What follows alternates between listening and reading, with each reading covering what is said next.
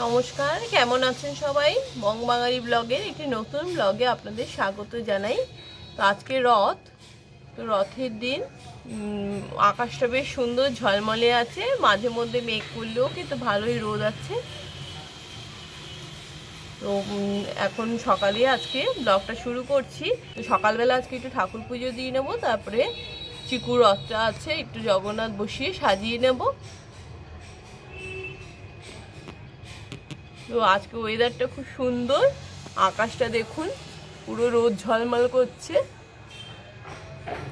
আজকে দুর্গাপুজোর অনেক জায়গায় খুঁটি পুজোও আছে, অনেক জায়গায় তার আগেই খুঁটি পুজো হয়ে কাজ শুরু হয়ে গেছে, কিন্তু আজকে অনেক জায়গায় দুর্গাপুজোর খুঁটি পুজোও আছে।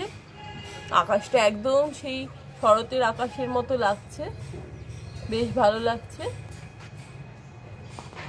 এই জগন্নাথকে জামা পরিয়ে সাজিয়ে নিয়েছি, এরপরে রথে বসাবো। তো রথটাও সাজিয়ে নিয়েছি, কাপড় পেতে ফুল দিয়ে নিয়েছি। কিন্তু আমি এই জগন্নাথটা পাতবো ভেবেছিলাম, কিন্তু এত বড় আর রথের জায়গাটা এত ছোট হলো না। তো যে ঠাকুরটা আমি রোজ পুজো করি সেইটাই পাততে হবে, আর ওইটাকে ওখানে রিপ্লিকা হিসেবে রেখেছি। তো জায়গাটা তো শূন্য রাখে না, পুরীতেও যেরকম জগন্নাথ বেরোয় তো তখন ওখানে একটা তার ছবি একটা পর্দার মধ্যে টাইপের আঁকা থাকে তার রিপ্লিকা হিসেবে। তো জগন্নাথের জ্বর হয় মাসি বাড়ি গিয়ে, তখন ওইটাই দর্শন হয়। তো আমরা যখন গতবার পুরী গেছিলাম তখন আমরাও কিন্তু ওইটাই দর্শন করেছিলাম। তার ছাড়া কিন্তু ওই সময় আর কিছু থাকে না, জগন্নাথ মাসি বাড়ি যায় তো ওই সময় কোনো দর্শনটা হয় না।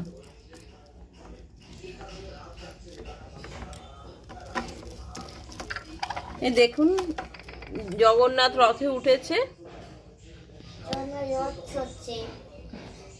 এই চিকু এখানে বসে রয়েছে, কখন রথটা হবে ও ইয়ে করবে।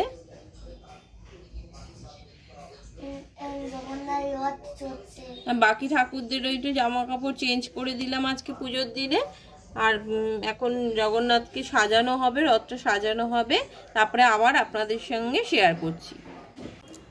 এমনি ফুলের মালা তো আনাই হয়েছে, কিন্তু অনেকগুলো রজনীগন্ধা ফুলও ছিল, তাই ভাবলাম রথের উপরটা সুন্দর করে সাজিয়ে দেওয়ার জন্য একটু সুতো দিয়ে গেঁথে নিই।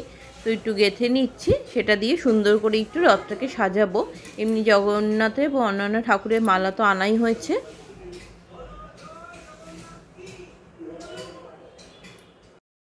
এই যে এখানে মালাটা গেঁথে নিয়েছি, এবার রথের উপর দিকটা একটু সাজিয়ে নিচ্ছি মালাটা দিয়ে।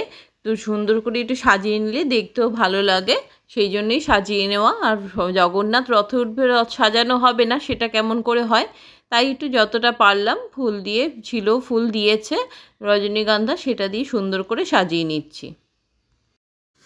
এই দেখুন বন্ধুরা, রথটাকে সুন্দর করে সাজিয়ে নিয়েছি, আর সামনেটাও এটা একটু ঝুলিয়ে দিয়েছি রজনীগন্ধাগুলো, দেখতে যাতে আরও একটু সুন্দর লাগছে। জগন্নাথকেও মালা পরানো হয়ে গেছে, তুলসী দেওয়া হয়েছে। এইভাবে একটু সাজিয়ে নেব, তারপরে একটু ভোগ নিবেদন করব। ভোগের মধ্যে ফল মিষ্টিই দেবো, বিশেষ কিছু করে উঠতে পারিনি। তো জগন্নাথের কিন্তু রথের দিন রসগোল্লাটা অবশ্যই নাকি দিতে হয় শুনেছি, তো সেই রকমভাবেই দেবো। জগন্নাথকে রথের দিন নাকি রসগোল্লা দিতেই হয়, আম কলাও দিতে হয়, আর শুনেছি এবার যে নাকি কাঁঠালও দিতে হয়। তো কাঁঠালটা আনা হয়নি, তাই কিন্তু অন্যান্য ফল দিয়ে মিষ্টি দিয়ে রসগোল্লা আম কলা দিয়েছি, আবার অন্য ফলও দিয়েছি, এই দিয়ে ঠাকুরকে নিবেদন করলাম। তো এইভাবেই আজকে পুজোটা সেরে নিলাম, তারপরে চিকু রথটা টানতে বেরোবে। ঘরের মধ্যেই টানা হবে, কারণ বাইরে হঠাৎ করে খুব বৃষ্টি নেমেছে।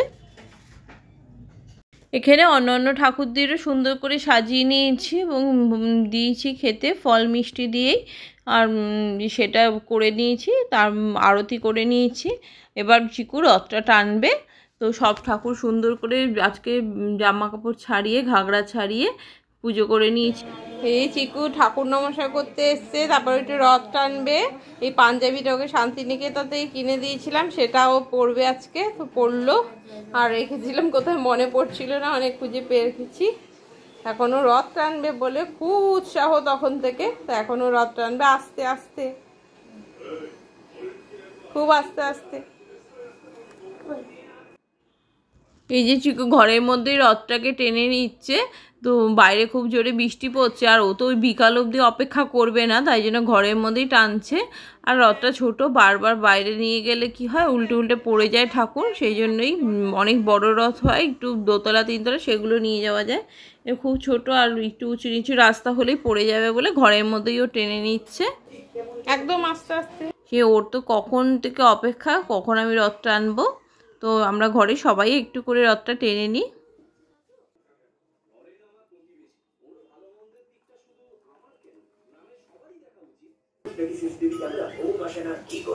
তো একবার সবাই বলুন জয় জগন্নাথ। আর রথের দিন পাঁপড় ভাজা না খেলে তো হয় না, তো একটুখানি পাঁপড় ভেজে নিলাম। তো হাজবেন্ড খিচুড়ি রান্না করে নিয়েছিল, সঙ্গে একটু তরকারি করেছে আলুর দমের, তো সাথে পাঁপড় ভাজা। তো পাঁপড় ভাজাটা আমি পরে ভেজে নিচ্ছি। তো রথের দিন একটু পাঁপড় ভাজা খাবো না, সেটা আবার হয় না, তাই জন্য একটু পাঁপড় ভাজা করে নিচ্ছি। তা আমাদের এখানে কাছেই দুটো রথ আছে, একটা রথতলাতে আছে, একটা চিকুর আগের যে ছোট স্কুলটা ছিল এমপাওয়ার, সেখানে একটা আরেকটা রথ আছে। তো এই রথটা হচ্ছে রথতলায়, সেখানে দেখতে গেছিলাম। তো খুব সুন্দর রথ। এটা এতটাই ভিড় রাস্তায় হয়ে যাচ্ছে যে রাস্তায় ওরা এখনও রথটাকে তুলতে পারেনি যখন আমরা গেছিলাম। চিকুর মাঝে একটু টেনে নিল, প্রচণ্ড ভিড়। আর রথটা খুব ভারীও ছিল, যে মানে অনেক লোক না হলে আসবেও না, ওখান থেকে বের করছিল না ওরা, কারণ রাস্তায় এত জ্যাম হয়ে যায়, বাস চলে ওখানটায়, তো সামাল দেওয়া যায় না। আর এখানে হচ্ছে চিকুর আগের স্কুলের পাশেও আরেকটা রথ বেরোয়, সেখানেও চলে এসেছিলাম। তো তখনই এখানে পুজো করে রথটা বের করছিল সবে, তো আমরাও একটু রথের দড়িতে টান দিতে পারলাম। জয় জগন্নাথের কৃপাই সব।